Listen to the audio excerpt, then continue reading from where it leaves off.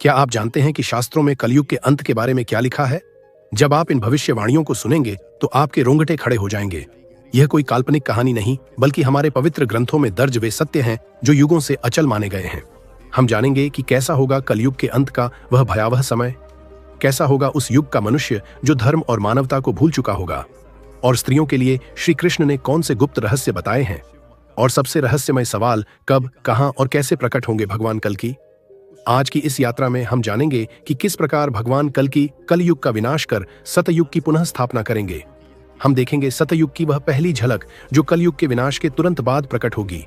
साथ ही कल की पुराण में वर्णित कलयुग के अंत की निश्चित काल गणना को भी जानेंगे कि आखिर कब समाप्त होगा यह युग, और अंत में एक ऐसा सत्य जो शायद ही किसी ने बताया हो, कैसी होगी भगवान कल्कि की मृत्यु। इसलिए मित्रों, विनती है कि इस यात्रा को अंत तक अवश्य देखें। जिन रहस्यों को आप आज जानने जा रहे हैं उन्हें बीच में छोड़ देना अपने आप को अज्ञान के अंधकार में धकेलने जैसा होगा।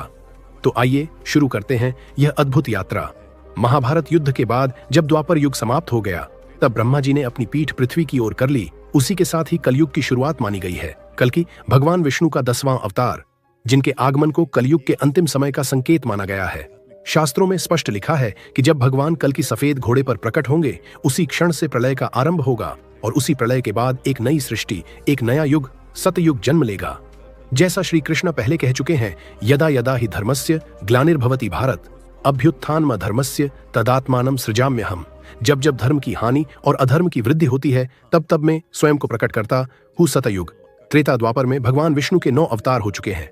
मत्स्य अवतार, कूर्म अवतार, वराह नृसिंह अवतार, वामन अवतार, परशुराम अवतार, राम अवतार कृष्ण, और बुद्ध अवतार, और 10वां अवतार कल की अवतार है जो कलयुग के अंत में होगा। इस अवतार के साथ कलयुग का नाश होगा और नए युग का प्रारंभ होगा। मान्यताओं की देखें तो महाभारत की घटना द्वापर युग की मानी जाती है। इसे बीते हुए 5100 साल बीत चुके हैं, और इसके बाद कलयुग शुरू हुआ। हिंदू धर्म के प्राचीन ग्रंथ गरुड़ पुराण, विष्णु पुराण और कल्कि पुराण में कलयुग का विस्तृत वर्णन किया गया है। इसमें स्त्री और पुरुषों के व्यवहार का भी वर्णन किया है। अगर आज का मनुष्य इन ग्रंथों में किए गए कलयुग के वर्णन को सुनेगा तो वह भयभीत हो जाएगा। पुराणों में जो हजारों साल पहले कहा था वो एक एक शब्द सही हो रहा है। गरुड़ जी के पूछने पर श्री कृष्ण ने कलयुग का वर्णन किया है। श्री कृष्ण कहते हैं, त्रेता युग, द्वापर युग और कलयुग तीनों युगों से सबसे छोटा और भयानक है। जब कलयुग अपने चरम पर होगा और धर्म का संपूर्ण नाश हो जाएगा, तब भगवान का भयानक प्रलय इस सृष्टि का नाश करेगा। भगवान कृष्ण ने बताया कि कलयुग में मनुष्य का व्यवहार एवं कर्म कैसे होगा। तो आइए इसे विस्तृत रूप में समझते हैं। ओम कल्कि देवाय नमः। बलवान व्यक्ति सबका स्वामी होगा, चाहे वे किसी भी कुल में जन्मा हो। जो बलवान होगा वो सबका स्वामी होगा। धोखा और पाखंड अपने चरम पर होगा। कलयुग में जो व्यक्ति झूठ बोलेगा वो श्रेष्ठ माना जाएगा। मनुष्य मशीनी उपकरण की पूजा करेंगे, उन्हें भगवान से भी ऊपर समझा जाएगा। व्रत और उपवास के नियम टूटेंगे। लोग व्रत, उपवास, दान अपने विचार के अनुसार करेंगे, कोई विधि विधान का पालन नहीं करेगा। धन का दिखावा बढ़ेगा। थोड़े से धन को प्राप्त कर लोग गर्व करेंगे। मनुष्य धन का उपयोग केवल दिखावे के लिए करेगा और स्वयं को धनवान दिखावे में लगा रहेगा। जो व्यक्ति धनहीन होगा उसकी पत्नी उसे त्याग देगी। धनवान व्यक्ति स्त्रियों का स्वामी बन जाएगा।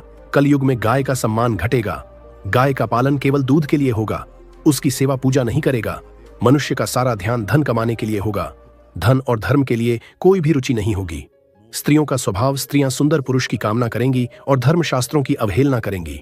वह अपने पति, सास, ससुर की सम्मान नहीं करेंगी। वह अपने परिवार की विघटन करेंगी। लोग अपने स्वार्थ के कारण रिश्तों को तोड़ेंगे। वृद्ध जनों की सेवा करना भूल जाएंगे। संयम का अभाव बढ़ेगा। लोग बिना स्नान किए भोजन करना, अग्निदेव और अतिथि का सम्मान न करना आम हो जाएगा। प्राकृतिक आपदा, रोग, योग, तपस्या और सात्विक भोजन के अभाव में लोग कम उम्र में मृत्यु को प्राप्त होंगे। अनाज और फल उत्पन्न नहीं होंगे। कम उम्र में महिलाएं गर्भवती होंगी। इस प्रकार ग्रंथों में कलयुग का भयावह वर्णन किया है। क्या आपको लगता है कि कुछ बातें आज के समय में सत्य हो रही है? लेकिन यह तो केवल शुरुआत है। जब महाभारत युद्ध के बाद धर्मराज युधिष्ठिर ने इन्हीं आशंकाओं से व्याकुल होकर भगवान श्री कृष्ण से मिलने का निर्णय लिया, तब एक और भयावह सत्य सामने आया। महाभारत के युद्ध की समाप्ति के पश्चात जब धर्मराज युधिष्ठिर हस्तिनापुर के सिंहासन पर आसीन हुए, तो उनके मन में सृष्टि के भविष्य को लेकर अनेक चिंताएं उठने लगीं। द्वापर युग अब समाप्त होने की कगार पर था और कलयुग के आगमन के संकेत मिलने लगे थे। युधिष्ठिर यह सोचकर व्याकुल हो उठे कि कलयुग में मानव जीवन का क्या होगा और धर्म की क्या स्थिति रहेगी। अपने मन की इस चिंता का समाधान पाने के लिए उन्होंने अपने चारों भाइयों भीम, अर्जुन, नकुल और सहदेव के साथ भगवान श्री कृष्ण के पास ने का निश्चय किया। युधिष्ठिर ने अपने भाइयों को बुलाया। अर्जुन ने चिंतित स्वर में पूछा, हे बड़े भ्राता, आप इतने चिंतित क्यों दिखाई दे रहे हैं? क्या किसी शत्रु ने हमारे राज्य पर आक्रमण करने का दुस्साहस किया है? यदि ऐसा है तो आप बस आज्ञा दीजिए, मैं अभी जाकर उन सभी का नाश कर दूंगा। युधिष्ठिर ने एक गहरी सांस लेते हुए कहा, हे प्रिय अर्जुन, मैं तुम्हारे पराक्रम से भली भांति परिचित हूं। इस पृथ्वी पर कोई भी राजा इतना साहस नहीं कर सकता कि हस्तिनापुर पर आक्रमण करने का विचार भी करे। लेकिन मेरा चिंतन किसी बाहरी शत्रु के बारे में नहीं है। भीम, जो हमेशा से ही अपने बड़े भाई की हर चिंता को साझा करते थे, बोले, तो फिर क्या बात है? बड़े भैया, आपकी चिंता देखकर हमारे मन में भी अनिश्चितता और भय उत्पन्न हो रहा है। कृपया हमें शीघ्र ही बताइए कि कौन सा संकट हमारे सामने है। युधिष्ठिर ने गहरे स्वर में उत्तर दिया, हे भीम, तुम सत्य कह रहे हो। एक भयंकर संकट सचमुच आने वाला है। मैं कलयुग के आगमन के विषय में सोचकर चिंतित हूं। मुझे यह भय सता रहा है कि आने वाले समय में मानव समाज किस दिशा में जाएगा, धर्म का क्या होगा और सत्य का क्या हश्र होगा। इसीलिए मैंने निश्चय किया है कि अब हमें द्वारिकाधीश श्री कृष्ण जी के पास जाना चाहिए। केवल वही हमें इस चिंता से मुक्त कर सकते हैं। सभी पांडवों ने युधिष्ठिर की बातों से सहमति प्रकट की। अर्जुन ने कहा, आप सत्य कह रहे हैं। भैया, श्री कृष्ण ही इस समय सबसे अधिक ज्ञानी और भविष्य के जाता हैं। हमें शीघ्र ही उनके पास चलना चाहिए।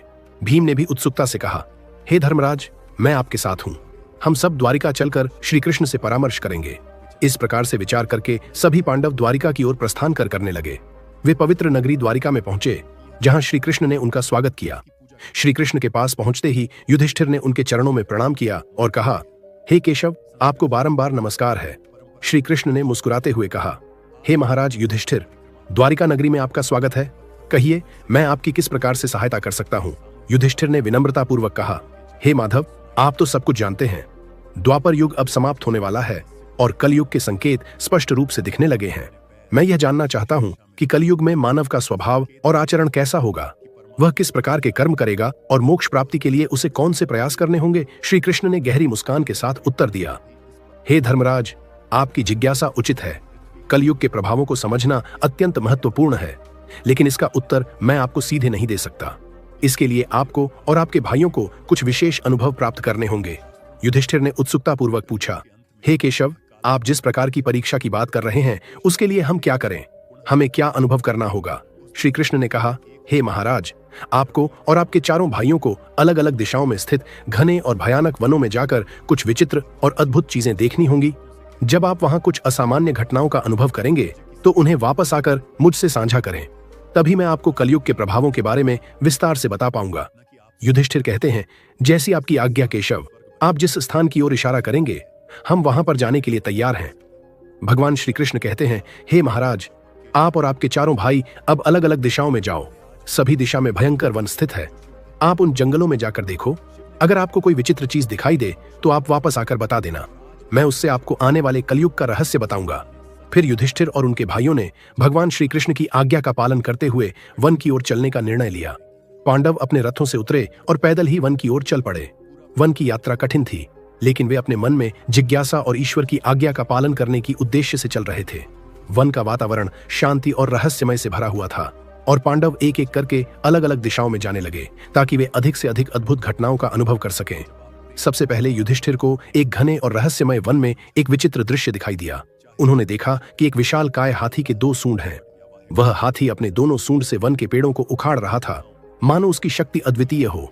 यह दृश्य देखकर युधिष्ठिर आश्चर्यचकित हो गए और सोचने लगे कि यह अद्भुत घटना क्या संकेत दे रही है। उन्होंने उस हाथी को ध्यान से देखा और उसके अद्वितीय रूप को समझने का प्रयास किया। इसके बाद अर्जुन ने भी एक अद्भुत घटना का साक्षात्कार किया। अर्जुन एक सुंदर और शांत वन में पहुंचे जहां पक्षियों की चहचहाहट सुनाई दे रही थी। वहां उन्होंने देखा कि एक विशाल पक्षी के पंखों पर वेदों की रचाएं लिखी हुई थी। वह पक्षी अत्यंत विशाल और गौरवशाली था, लेकिन वह मुर्दे का मांस खा रहा था। अर्जुन यह दृश्य देखकर सोचने लगे, यह कैसा अद्भुत और विरोधाभासी दृश्य है। एक ओर यह पक्षी वेदों का ज्ञान धारण करता है और दूसरी ओर वह मृत जीवों का मांस खा रहा है। अर्जुन ने इस दृश्य को ध्यान से देखा और यह समझने का प्रयास किया। फिर भीम, जो बड़े बलवान और हृपुष्ट थे, उन्होंने भी एक अनोखी घटना देखी। भीम एक हरे भरे चारागाह में पहुंचे जहां गायों का एक झुंड चर रहा था। वहां उन्होंने देखा कि एक गाय ने बछड़े को जन्म दिया और वह गाय अपने बछड़े को इतनी जोर से चाटने लगी कि वह बछड़ा लहूलुहान हो गया। भीम ने यह दृश्य देखा और सोचने लगे, यह कैसी विचित्र ममता है जो बच्चे को घायल कर रही है। इसके बाद सहदेव ने एक विचित्र दृश्य देखा। सहदेव एक सुंदर और शांत जलाशय के पास पहुंचे जहां 7 कुएं थे। उन 7 कुओं में से 6 कुओं में पानी भरा हुआ था, लेकिन बीच वाला कुआं जो सबसे गहरा था उसमें जरा सा भी पानी नहीं था। यह दृश्य देखकर सहदेव गहरे विचार में पड़ गए और सोचने लगे कि यह अद्भुत दृश्य क्या संकेत दे रहा है। उन्होंने इस दृश्य को ध्यान से देखा और यह समझने का प्रयास किया। और फिर अंत में नकुल ने भी एक अद्भुत दृश्य देखा। नकुल एक पर्वतीय क्षेत्र में पहुंचे जहां चारों ओर ऊंचे ऊंचे पर्वत थे और उन पर हरे भरे वृक्ष उगे हुए थे। उन्होंने देखा कि एक पहाड़ की छोटी से एक विशाल काय शिला लुढ़कती हुई नीचे आ रही है। वह शिला अपने रास्ते में आने वाले बड़े बड़े वृक्षों को उखाड़कर फेंक देती है, लेकिन जब वह एक छोटे से पौधे के पास पहुंची तो उसे छूते ही वह स्थिर हो गई। नकुल इस घटना से स्तब्ध रह गए और सोचने लगे कि यह छोटा सा पौधा इतना शक्तिशाली कैसे हो सकता है। उन्होंने इस दृश्य को ध्यान से देखा और यह समझने का प्रयास किया। शाम होते ही पांचों भाई वन से वापस लौटे और भगवान श्री कृष्ण के पास पहुंचे। वे सभी अपने अपने अनुभवों को साझा करने के लिए उत्सुक थे। सबसे पहले युधिष्ठिर ने अपनी बात कही। हे प्रभु, मैंने एक हाथी देखा जिसकी 2 सूंडें थीं। यह दृश्य देखकर मैं बहुत चकित हुआ। श्री कृष्ण मुस्कुराए और बोले, धर्मराज, इस दृश्य का अर्थ यह है कि कलयुग में ऐसे लोग सत्ता में आएंगे जो दोनों ओर से शोषण करेंगे। वे एक ओर प्रजा से सेवा और भक्ति की मांग करेंगे और दूसरी ओर अपने स्वार्थ के लिए उनका दोहन करेंगे। वे दिखावे में कुछ और होंगे और अंदर से कुछ और ऐसे शासक प्रजा के हित की बजाय अपने स्वार्थ को प्राथमिकता देंगे। इसके बाद अर्जुन ने कहा, प्रभु, मैंने एक पक्षी देखा जिसके पंखों पर वेदों की रचनाएं लिखी हुई थीं, लेकिन वह पक्षी मुर्दे का मांस खा रहा था। यह दृश्य मेरे लिए अत्यंत विचित्र था। श्री कृष्ण ने गहरे विचार में डूबते हुए कहा, अर्जुन, कलयुग में ऐसे लोग होंगे जो बड़े बड़े विद्वान और पंडित कहलाएंगे। उनके पास ज्ञान तो होगा, लेकिन उनका हृदय पवित्र नहीं होगा। वे मृतकों के नाम पर धन अर्जित करने के लिए तत्पर रहेंगे। ऐसे विद्वान केवल अपने लाभ के लिए धर्म और वेदों का उपयोग करेंगे। वे केवल उस समय का इंतजार करेंगे जब कोई धनी व्यक्ति मरे और उनकी संपत्ति उनके नाम हो जाए। इस युग में धर्म के नाम पर भी छल और कपट होगा। फिर भीम ने अपनी बात कही, प्रभु, मैंने देखा कि एक गाय अपने बछड़े को इतनी जोर से चाट रही थी कि वह लहूलुहान हो गया। यह दृश्य मेरे लिए बड़ा ही विचित्र था। श्री कृष्ण ने गंभीरता से उत्तर दिया, भीम, कलयुग में माता पिता अपने बच्चों के प्रति इतनी ममता और मोह दिखाएंगे कि वे उनके विकास का मार्ग ही बाधित कर देंगे। अत्यधिक स्नेह और सुरक्षा के कारण बच्चे आत्मनिर्भर नहीं बन पाएंगे और वे जीवन में आगे बढ़ने के बजाय मोहमाया के जाल में फंसकर रह जाएंगे। माता पिता की ममता उनके बच्चों के लिए ही बाधा बन जाएगी और बच्चे आत्मनिर्भर बनने के बजाय कमजोर हो जाएंगे। अब सहदेव ने अपनी बारी ली और कहा, हे प्रभु, मैंने 7 कुओं का अद्भुत दृश्य देखा। 6 कुओं में पानी भरा हुआ था, लेकिन बीच वाला कुआं जो सबसे गहरा था वह पूरी तरह से सूखा था। यह दृश्य मुझे बहुत विचित्र लगा। श्री कृष्ण ने धीरे धीरे उत्तर दिया, सहदेव, कलयुग में ऐसे लोग होंगे जो दिखावे में बड़े धनाढ्य और संपन्न होंगे। वे बड़े बड़े उत्सवों और आयोजनों में अपार धन खर्च करेंगे, लेकिन अपने पड़ोस में भूखे और प्यासे लोगों की ओर देखने की भी जरूरत नहीं समझेंगे। वे केवल अपने स्वार्थ और आनंद के लिए धन का उपयोग करेंगे और दूसरों की पीड़ा की उन्हें कोई परवाह नहीं होगी। यह युग स्वार्थ और अनदेखी का होगा, जहां धन का असली उपयोग नहीं हो पाएगा। अंत में नकुल ने अपनी बात कही, प्रभु, मैंने देखा कि एक विशाल काय शिला पहाड़ से लुढ़क हुई नीचे आ रही थी। वह अपने रास्ते में आने वाले बड़े बड़े वृक्षों को उखाड़कर फेंक रही थी, लेकिन एक छोटे से पौधे के पास पहुंचते ही वह शिला स्थिर हो गई। यह दृश्य मेरे लिए अत्यंत आश्चर्यजनक था। श्री कृष्ण ने गंभीर स्वर में उत्तर दिया, नकुल, कलयुग में मनुष्य का पतन बड़े बड़े धन और संपत्तियों के कारण नहीं रुकेगा। उसका जीवन केवल भौतिक सुख सुविधाओं से उखड़ जाएगा, लेकिन अगर मनुष्य अपने हृदय में भगवान का नाम और सच्ची भक्ति धारण कर लेता है तो वह पतन के मार्ग से बच सकता है। हरि नाम का छोटा सा पौधा भी जीवन को संभाल सकता है, जबकि बड़े बड़े वृक्ष जैसे धन और सत्ता उसे नहीं बचा पाएंगे। यही कलयुग का सच होगा। भगवान श्री कृष्ण के इन उत्तरों को सुनकर पांचों पांडव गहरे विचार में पड़ गए। उन्होंने कलयुग के भविष्य की एक झलक देख ली थी और यह समझ लिया कि इस युग में मनुष्य का स्वभाव और आचरण कैसे बदल जाएगा। वे समझ गए कि इस युग में धर्म और सत्य का पालन करना कितना कठिन होगा, लेकिन यदि वे सच्ची भक्ति और भगवान के नाम का आश्रय ले तो वे अवश्य ही इस पतन से बच सकते हैं। दर्शकों, अब ध्यान से सुनिए, क्योंकि यहाँ से शुरू होता है इस वीडियो का सबसे महत्वपूर्ण हिस्सा। गरुड़ पुराण में भी कलयुग के अंत का वर्णन मिलता है। गरुड़ पुराण में भगवान श्री कृष्ण ने कलयुग के अंत के संकेत बताए हैं। एक बार गरुड़ जी ने भगवान श्री कृष्ण से पूछा, हे प्रभु, चारों युगों में कलयुग को ही सबसे भयंकर और दहकदायक माना गया है। इस कलयुग का अंत कैसे होगा और इसके अंत के समय कौन से संकेत दिखाई देंगे? श्री कृष्ण ने गरुड़ जी की ओर देखकर उत्तर दिया, हे गरुड़, कलयुग का अंत अत्यंत भयानक और विनाशकारी होगा। जब पृथ्वी पर यह संकेत दिखाई देने लगे तो समझ लेना कि कलयुग का अंत निकट आ चुका है और अब सृष्टि का अंत प्रलय से होगा। पहला संकेत, मानव आयु का ह्रास। भगवान श्री कृष्ण ने सबसे पहले बताया कि कलयुग के अंत समय में मानव जीवन की आयु घटकर केवल 20 वर्ष रह जाएगी। यह संकेत इस बात का प्रतीक होगा कि मानव का शरीर अत्यंत दुर्बल और कमजोर हो जाएगा। जब मनुष्य मात्र 12 वर्ष का होगा तभी उसके बाल सफेद हो जाएंगे और उसका शरीर झुर्रियों से भर जाएगा। यह संकेत इस बात का प्रतीक होगा कि कलयुग में मनुष्य की शारीरिक और मानसिक शक्ति का पूर्ण पतन हो जाएगा। इसके अलावा उस समय की स्त्रियां 8 या 9 वर्ष की आयु में ही संतान को जन्म देने लगेंगी। यह स्थिति समाज में एक अस्वाभाविक और असंतुलन की ओर इशारा करती है। स्त्रियों का शरीर अत्यंत क्षीण और छोटा होगा, लेकिन उनकी भोजन की लालसा अत्यधिक होगी। वे कम संतान को जन्म देंगी और अत्यंत क्रोधी स्वभाव की होंगी। वे अपनी संतान का पालन पोषण करने में भी असमर्थ होंगी, जिससे समाज में अव्यवस्था और असंतोष का माहौल बनेगा। दूसरा संकेत, पतिव्रता स्त्रियों का लोप।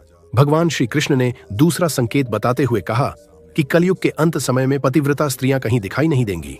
एक ही स्त्री कई पुरुषों से विवाह करेगी। यह स्थिति समाज में नैतिकता और सदाचार का ह्रास होने का प्रतीक है। सतयुग में राजा हरिश्चंद्र हुए थे। वो हरिश्चंद्र जिसने सत्य के लिए अपने परिवार और अंत में खुद का बलिदान दे दिया था। त्रेता युग में कलयुग के 3 पैर थे। इस समय पाप थोड़ा बहुत होता था। इस युग में विष्णु के वामन और राम अवतार हुए थे।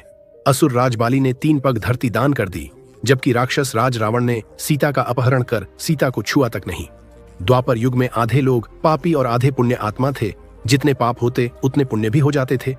इसी युग में महाभारत का युद्ध हुआ था। ये युद्ध धर्म का युद्ध था। इसमें श्री कृष्ण ने धर्म की स्थापना की थी। अब कालिकाल चल रहा है, यानी कलयुग, जिसमें धर्म का कोई नामो निशान नहीं है। इस युग में मनुष्य पाप अधिक करता है। पुण्य ना के बराबर वर्तमान में देखा जा रहा है। अब तो चारों तरफ पाप ही पाप नजर आता है। अब तो इंसान थोड़ा बहुत दान पुण्य करता है तो वो उसका भी प्रचार इस तरह करता है जैसे उसने बहुत बड़ा एहसान किया हो। इस युग में यज्ञों की पूजा नहीं, अपमान किया जाएगा। पुराणों में लिखा है, जैसे जैसे कलयुग आगे बढ़ेगा, कलयुग में लोग अपनी तुच्छ बुद्धि को साक्षात समझकर मूर्ख लोग ईश्वर और पुराणों, धर्म ग्रंथों की प्रामाणिकता पर सवाल उठाएंगे। सभी वेदों और पुराणों को त्याग दिया जाएगा। जब सभी वेदों को त्याग दिया जाएगा, संस्कार शून्यता फैलेगी। लोग छोटी छोटी बातों पर क्रोधित होकर आग बबूला हो जाएंगे। ब्रह्मा जी ने नारद जी से कहा, कलयुग में मनुष्य का आचरण भ्रष्ट हो जाएगा। गरुड़ जी के पूछने के बाद भगवान श्री कृष्ण ने सबसे भयानक संकेत का वर्णन किया। उन्होंने कहा कि जब कलयुग का अंत निकट होगा, तब कलयुग के प्रथम चरण में लोग भगवान के निंदक हो जाएंगे। कलयुग के दूसरे चरण में लोग भगवान को भूल जाएंगे। तीसरे चरण में वर्ण शंकर उत्पन्न होंगे और चौथे चरण में लोग जाति पाति धर्म सब भूल जाएंगे, जिससे पृथ्वी पर उपस्थित सभी देवता पीड़ित होंगे और मां पृथ्वी की रक्षा के लिए तथा धर्म की पुनः स्थापना के लिए भगवान ब्रह्मा जी से प्रार्थना करेंगे। फिर ब्रह्मा जी देवताओं की व्यथा सुनकर समझ जाएंगे कि अब समय आ गया है जब पालनहार भगवान विष्णु को पुकारना होगा। तब ब्रह्मा जी समस्त देवताओं को साथ लेकर क्षीर सागर में शयन कर रहे भगवान विष्णु के पास जाएंगे। वहां सभी देवता मिलकर भगवान विष्णु की स्तुति करेंगे, उनकी वंदना करेंगे और प्रार्थना करेंगे कि हे जगत के स्वामी, हे त्रिलोकीनाथ, हे पालनकर्ता, पृथ्वी पर अब धर्म का कोई चिन्ह शेष नहीं रह गया है। कलयुग ने अपना विकराल रूप धारण कर लिया है। कृपया आप अवतार धारण करके धर्म की पुनः स्थापना कीजिए और माता पृथ्वी का भार हरण कीजिए। देवताओं की करुण स्तुति सुनकर भगवान विष्णु ने अपने कमल नयनों को खोला और दिव्य वाणी में कहा, हे देवगणों, मैं आपकी व्यथा समझता हूँ। कलयुग में धर्म की रक्षा के लिए मैं शीघ्र ही पुनः अवतार धारण करूंगा। मैं संबल नामक ग्राम में विष्णु यश नामक धर्मात्मा ब्राह्मण के यहाँ उनकी सुशील पत्नी सुमति के गर्भ से जन्म लूंगा। यह मेरा 10वां अवतार होगा, जिसे संसार कल के अवतार के नाम से जानेगा। मैं अधर्म का नाश करूंगा और सत्य, न्याय तथा धर्म की पुनर्स्थापना करूंगा। भगवान विष्णु का यह आश्वासन पाकर समस्त देवतागण आश्वस्त हुए और अपने अपने लोकों को लौट गए। कल की पुराण के अनुसार देवताओं को दिए गए वचन के अनुसार भगवान श्री हरि संबल ग्राम में जन्म लेने के लिए तैयारी करने लगे। विष्णु यश जी एक परम ज्ञानी, वेदों के ज्ञाता और अत्यंत धर्मपरायण ब्राह्मण थे। उनकी पत्नी सुमति सभी सद्गुणों से युक्त पतिव्रता और धर्मनिष्ठ महिला थीं। एक दिव्य रात्रि में भगवान विष्णु स्वयं सुमति के गर्भ में प्रविष्ट हुए।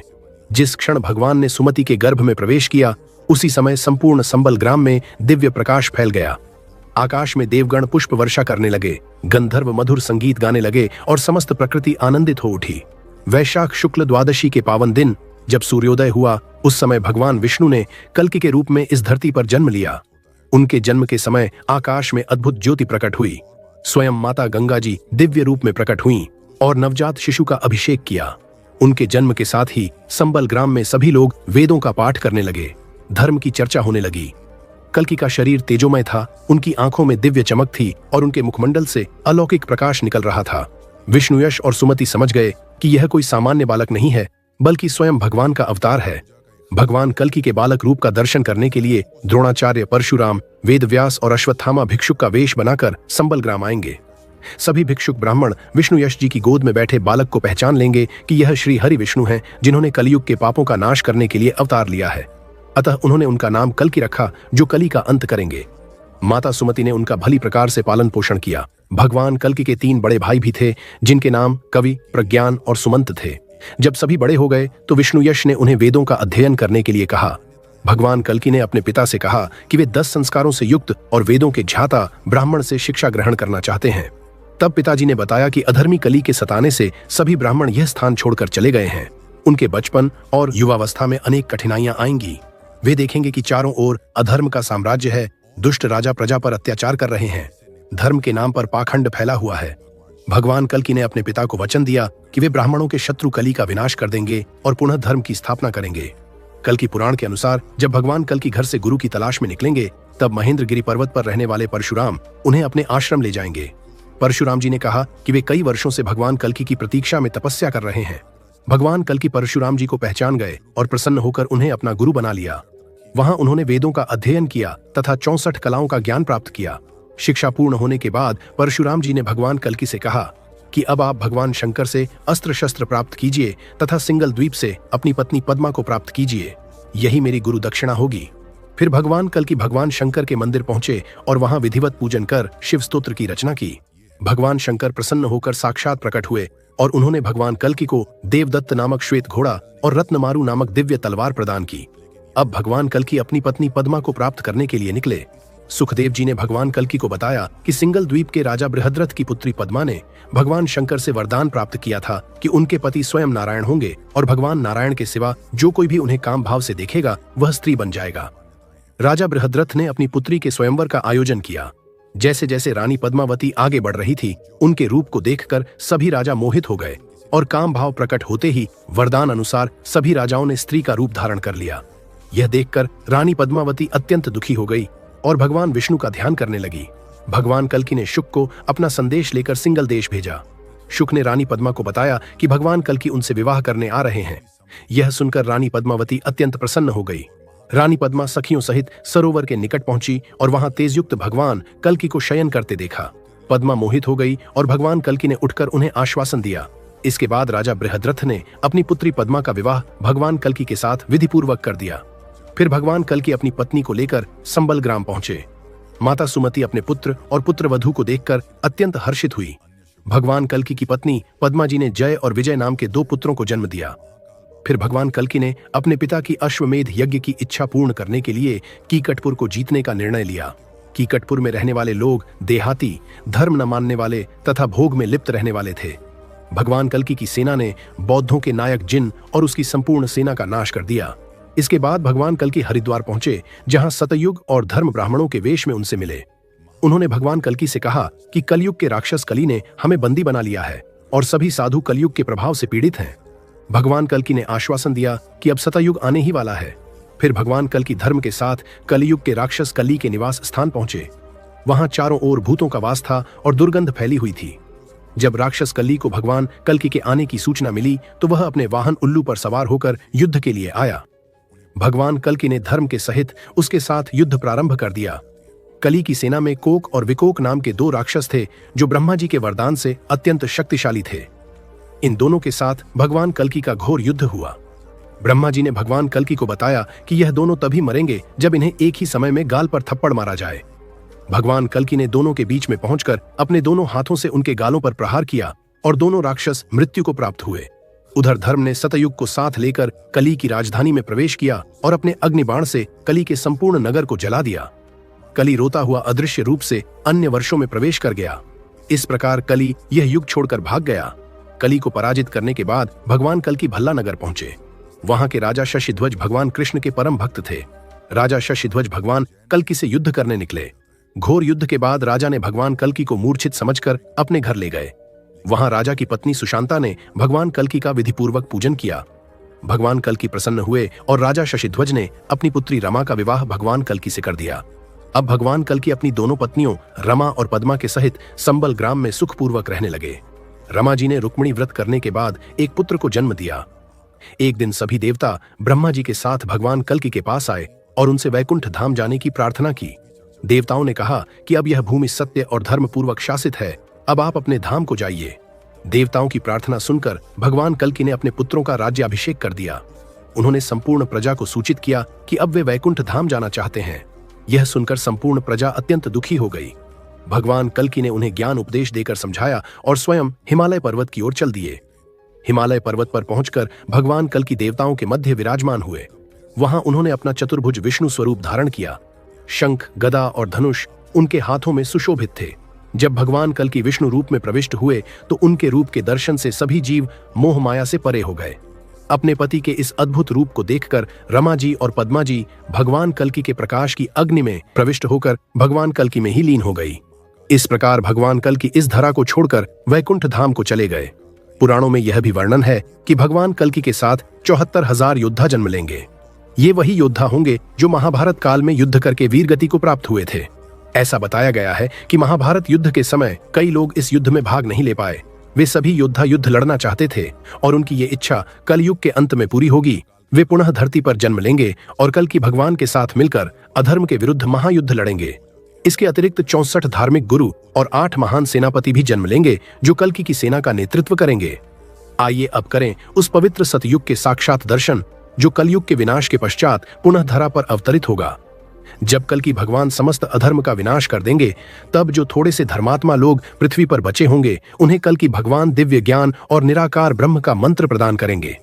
जो भी मनुष्य इस घोर कलयुग में भी धर्म के मार्ग पर चलते रहे होंगे, वे कल्कि भगवान के चरणों की शरण में आएंगे और उनका आशीर्वाद प्राप्त करेंगे।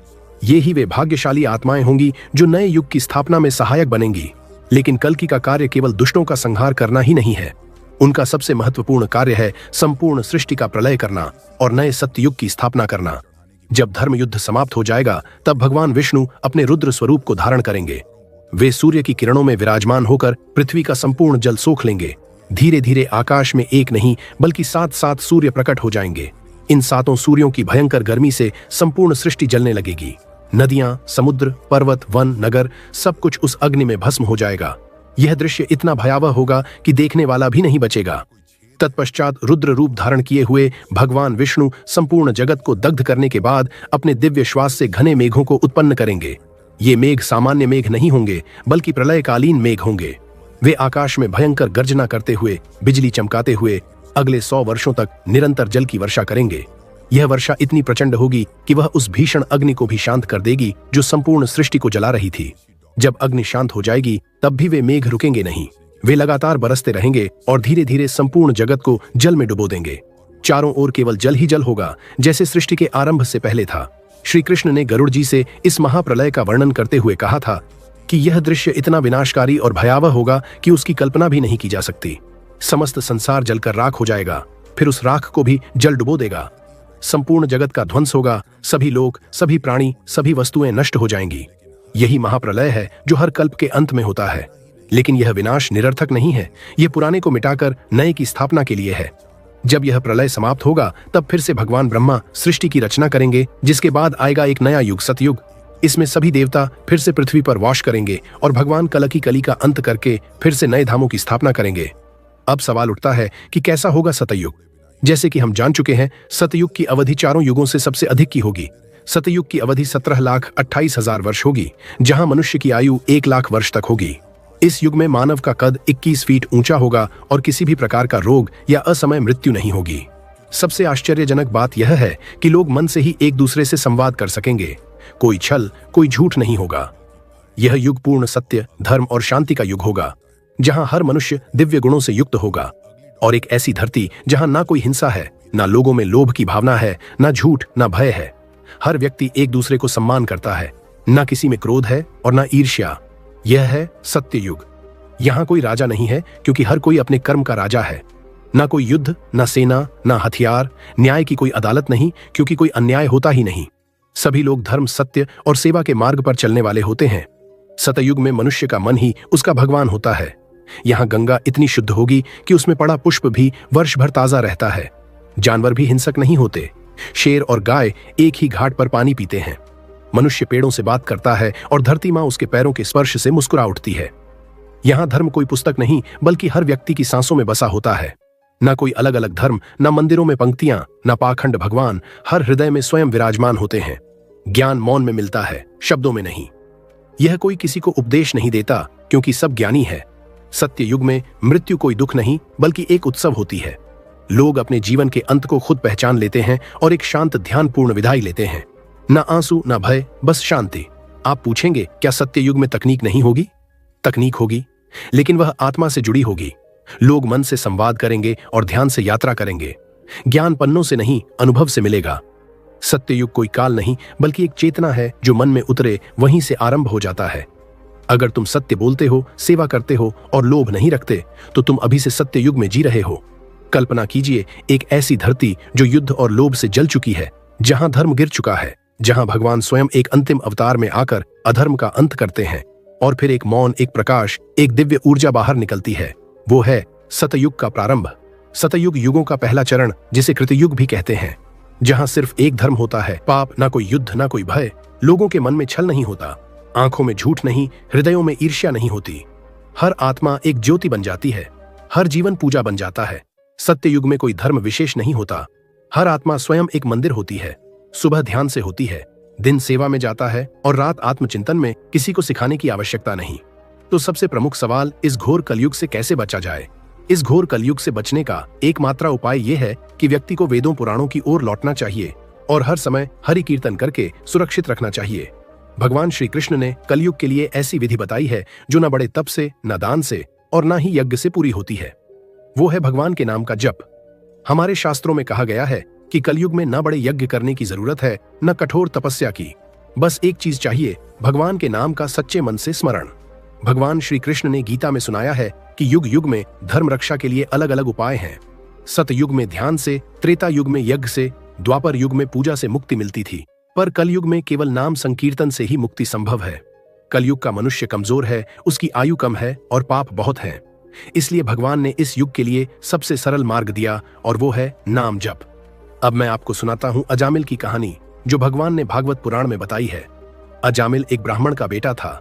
बचपन में बहुत ही धार्मिक और साधु विचार का था, पर एक दिन जंगल में उसे एक सुंदरी दिख गई और वो उस पर मोहित हो गया। उसने अपना घर छोड़ा, अपनी पत्नी को त्याग दिया और उस औरत के साथ रहने लगा। पाप पर पाप करता रहा, चोरी, झूठ, हिंसा, सारे शास्त्र भूल गया। ऐसी जिंदगी जीता रहा 50 साल तक। उस ब्राह्मण के 10 पुत्र थे। सबसे छोटे बेटे का नाम था नारायण। जब अजामिल बुढ़ापे में मृत्यु शैया पर पड़ा था, तब यमराज के दूत आए उसकी आत्मा को ले जाने। अजामिल घबरा गया, डर के मारे अपने छोटे बेटे को आवाज दी, नारायण नारायण।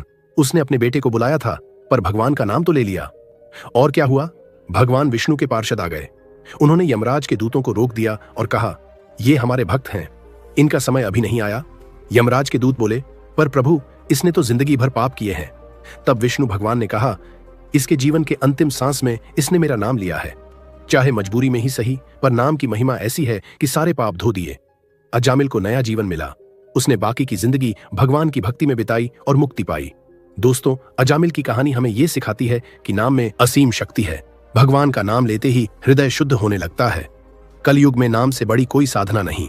भले ही बार बार गलतियां हो जाएं, पर नाम जारी रखो। अंतिम सांस में भी भगवान याद आए तो मुक्ति पक्की है। इसलिए रोज नाम जप का अभ्यास करो। कैसे करें नाम जप? सुबह उठकर या रात को सोने से पहले बस 15 मिनट हरे कृष्ण कृष्ण कृष्ण हरे हरे, या फिर AUM नमो भगवते वासुदेवाय, या अपने इष्ट देव का कोई भी नाम, राम, कृष्ण, शिव, दुर्गा, सच्चे मन से बोलो। माला ले सकते हो या बस मन ही मन जप करो। जरूरी नहीं कितनी बार, जरूरी है कितनी श्रद्धा से। कलयुग में भगवान ने हम पर बहुत कृपा की है। बिना किसी कठोर साधना के बस नाम लेने से ही मुक्ति का मार्ग खुल जाता है। और जो व्यक्ति धर्म से विमुख होकर रहेगा, वो कभी भी कहीं भी अकाल मृत्यु को प्राप्त करेगा या हर समय दुखी और संकटों से घिरा रहेगा। प्रिय मित्रों, अगर आप कलयुग से बचना चाहते हैं तो आप गलत लोगों से दूरी बनाए रखें और भजन कीर्तन करते रहे और वेदों पुराणों का पाठ जरूर करें और ईश्वर की पूजा आराधना में लगे रहे। इससे आपके जो भी बुरे कर्मों के फल है वो समाप्त हो जाएंगे और आपको इस कलयुग से मुक्ति मिलेगी। भगवान श्री कृष्ण ने कहा है, जो व्यक्ति कलयुग में हमेशा सत्य के मार्ग पर चलेगा उसका जीवन आसान हो जाएगा। श्री कृष्ण की बताई गई इन अहम बातों पर चलना कलयुग के इंसानों के लिए कठिन जरूर है, लेकिन जो इन बातों का पालन करेगा उनका जीवन सरल और सुखमय होगा। आजकल भागदौड़ भरी जिंदगी में ईश्वर का स्मरण और वेदों पुराणों पढ़ने लिए किसी के पास समय नहीं है। लेकिन जब विपत्ति आती है तो सभी को भगवान याद आते हैं। यदि इंसान सुख में भी भगवान को याद करता रहे तो उसे देख के दिन नहीं देखने पड़ेंगे। तो मित्रों, इस वीडियो में दी गई बातें इतनी गहन और व्यापक हैं कि एक बार देखने मात्र से पूरी तरह समझना संभव नहीं है। इसीलिए इसे 2 से 3 बार ध्यानपूर्वक देखें ताकि हर ज्ञान का सार आपके मन और चेतना में गहराई से उतर सके। अगर आपको यह वीडियो पसंद आई हो तो इसे हर जगह शेयर जरूर करें। अगर आप जानना चाहते हैं कल की भगवान की संपूर्ण जीवन कथा तो कमेंट में पार्ट 2 लिखिए। कमेंट में अपने विचार जरूर दें। हमारे चैनल पर ऐसी ही कई महापुराण और कथा आधारित वीडियो भी पड़ी हैं। उन्हें भी अवश्य देखें और अपने ज्ञान और भक्ति को और बढ़ाएं। साथ ही अपने प्यारे चैनल ऑडियो बुक की गंगा को सपोर्ट करें। जय सनातन।